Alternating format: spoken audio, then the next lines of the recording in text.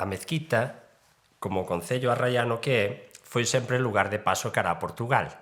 Quizáis foi esta proximidade co país veciño, xunto co feito de que o Camiño de Santiago atravesase estas terras, o que provocou que os cabaleiros templarios se instalasen aquí na Idade Media, posiblemente na paraxe chamada actualmente a Torre, moi preto da capital municipal. A mezquita pasou a ser propiedade señorial a partir de 1312, cando se suprime a Orde do Temple. O motivo de que comecemos falando dos templarios débese a que, segundo Elixo Rivas Quintas e Xosé Rodríguez Cruz, autores do libro Terra das Frieiras, foron estes cabaleiros os que acuñaron o topónimo Mezquita para referirse a un templo antigo existente nestas terras. Agora ben, para que esta hipótese sexa válida, teríamos que ter en conta as seguintes cuestións. Chegouse a usar naquela época esta palabra árabe para denominar un oratorio? Sabemos cal era ese oratorio de tal importancia que xerou o topónimo? Desde logo, a actual igrexa da Mezquita non podía ser, porque se comezou a construir no ano 1605. Outra hipótese sobre a orixe deste topónimo é a que nos ofrece Sarmiento na viaxe a Galicia de 1745, ao identificar a palabra mezquita co nome dunha planta chamada no galego actual xibarda, rascacú ou silbarda. En obras posteriores cita reiteradamente o nome desta planta mesquita ou mezquita como xenuinamente galega e serán varios os investigadores que defenden este étimo despois del.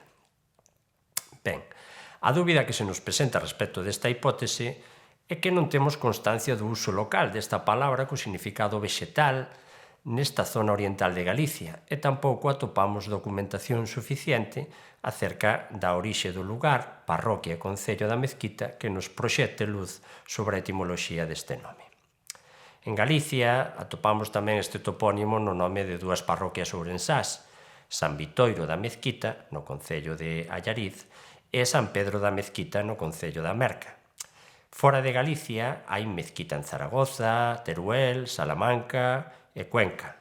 Temos mezquitilla en Sevilla e en Zamora, mezquitillas en Guadalajara, mezquitela en Beira e mezquiñata en Baio, Portugal. Abelardo Moralejo Laso tamén tratou os topónimos galegos mezquita na súa obra Toponimia gallega e leonesa, citándoos como un exemplo dos escasos arabismos que deixaron pegada na toponimia galega, entre eles Aldea, Alfoz, Almuzara, Mezquita, Atalaya e outros. Aínda que tamén menciona a hipótese de Sarmiento.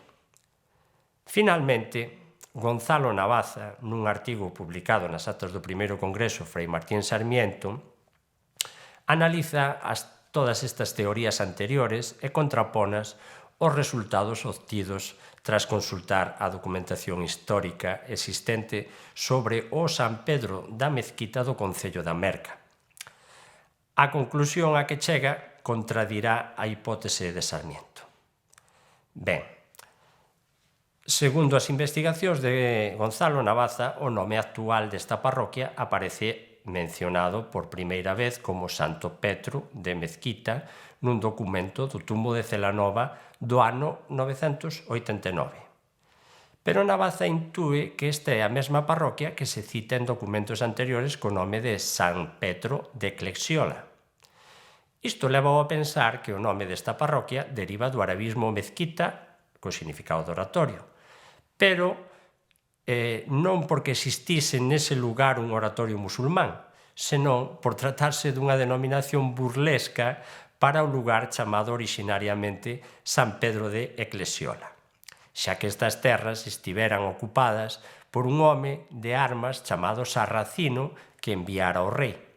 Este tal Sarracino non tiña por que ser musulmán, pero o simple nome del daría pé a asociar ideas. Navaza afirma que se non fose por esta ocupación de Sarracino, o lugar, esta parroquia, chamaríase ben seguro San Pedro de Grixoá actualmente. En conclusión, a día de hoxe non temos probas documentais suficientes para decantarnos por unha das dúas hipóteses aquí formuladas para a orixe e motivación do nome deste concello do sueste ourensán.